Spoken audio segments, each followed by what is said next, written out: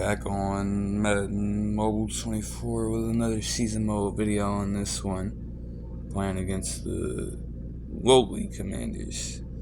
And without further ado, let's get straight into it.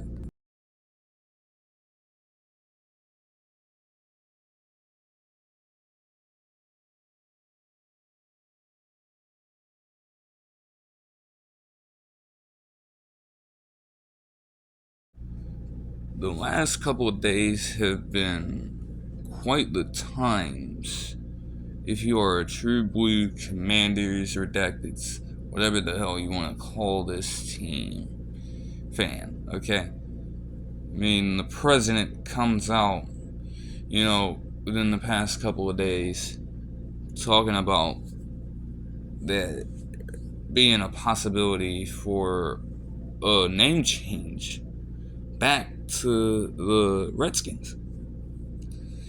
Reading through this article, and the actual Native American group association, I believe, NAGA,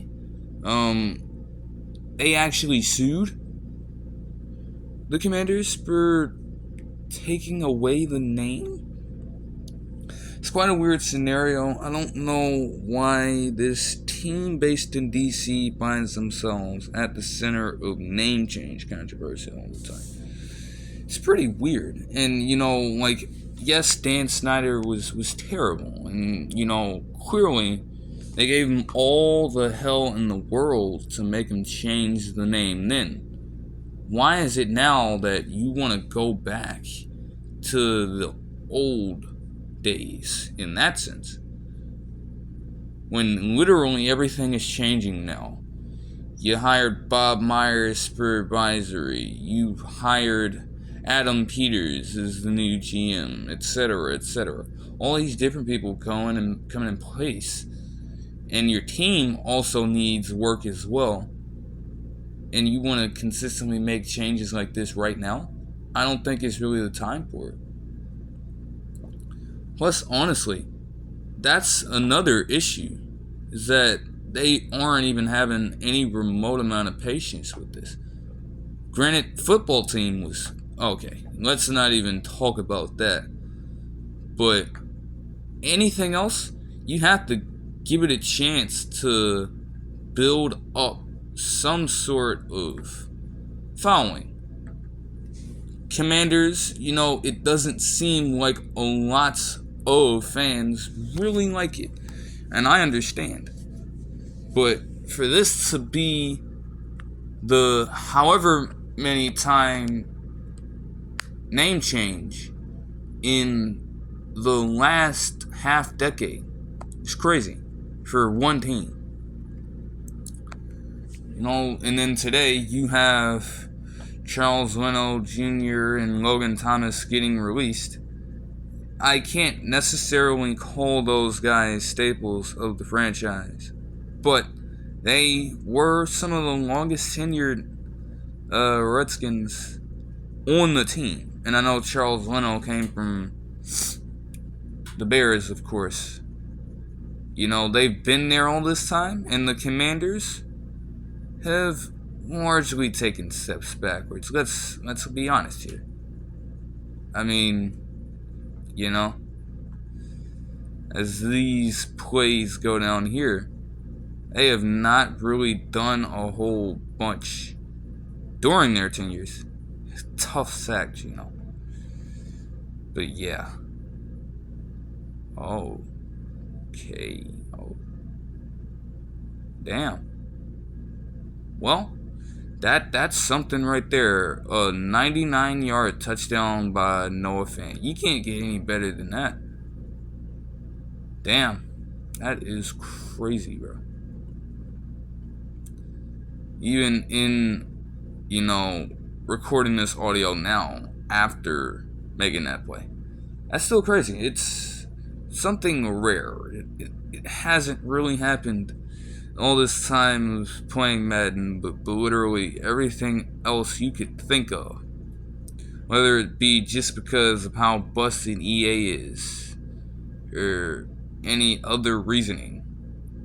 Everything else has happened in some way, whether I can recall it or not. But yeah, you make those moves potentially to clear up cap room, but still, they haven't done enough to make themselves a desirable team for free agents to come to. It's really that simple. So they've got to try to build through the draft. It's really the only way. And, with the combine getting started, right in the thick of it, they have a chance to truly evaluate some new talent. Maybe they could go on and get like a younger tight end prospect that may not be top tier, but could be serviceable to fill the role that Logan Thomas played for so long. But obviously, we all know where the biggest question lies.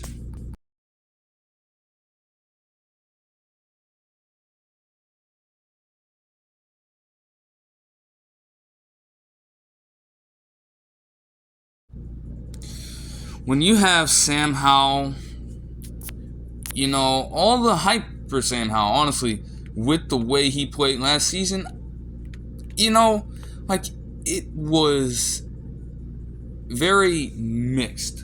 I could understand why people wanted so badly to believe in what Sam Howell could do for the Commanders, but you also have to understand just how fluid that kind of stuff gets.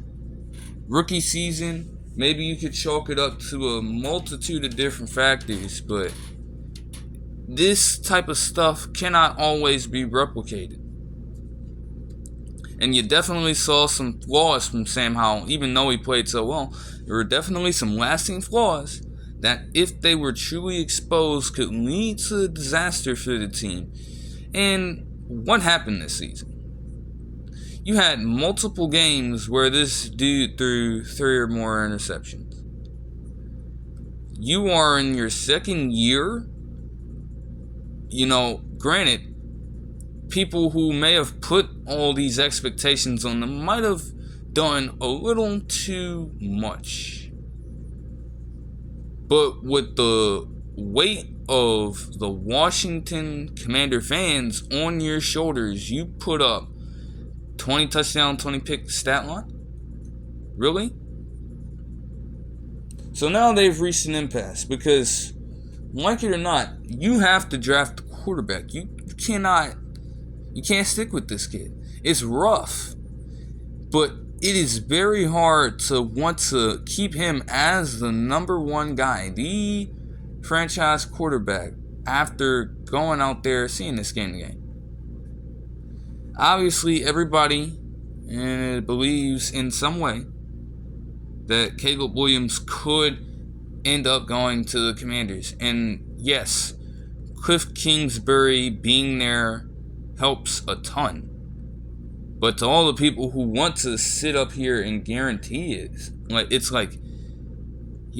that doesn't mean anything necessarily. And even if it is Caleb Williams and Kliff Kingsbury working together like they did at USC, that doesn't always mean that will instantly equate to success. Holy shit. Again, post-recording, just some crazy plays in this game right here. I could have really scored a touchdown on that. But yeah, anyways,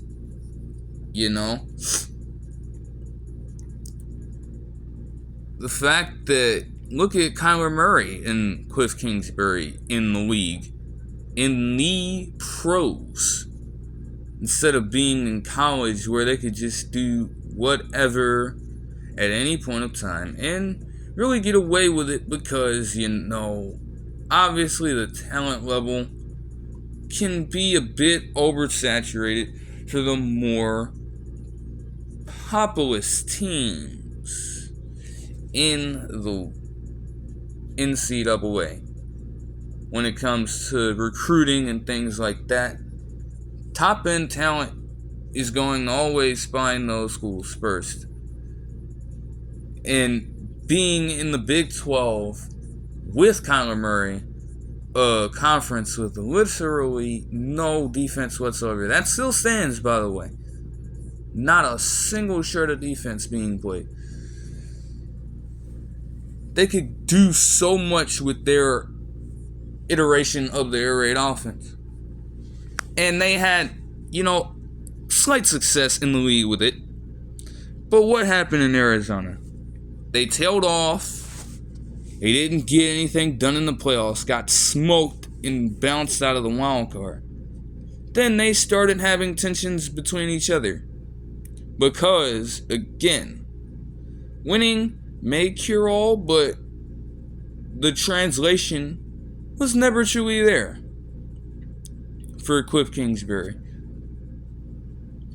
Like, all I'm saying is, Caleb Williams could go there, but you can't be so high on Kliff Kingsbury that, hey, them working together could be a dangerous duo. I would hold on that statement.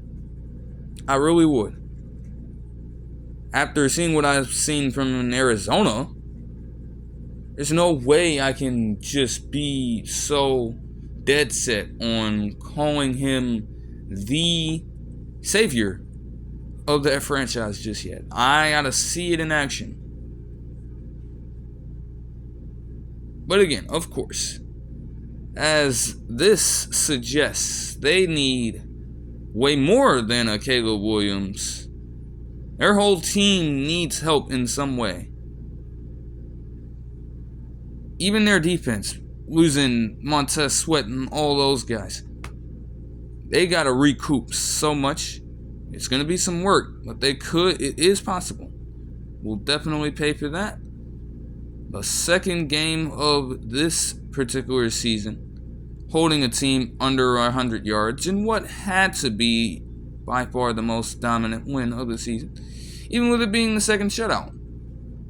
I mean, they didn't even reach 50 like the Bengals game. So it's like, shit, what are you going to do, man? But that'll do it for this one. I hope you guys enjoyed the video, and I'll see you guys in the next one. Peace.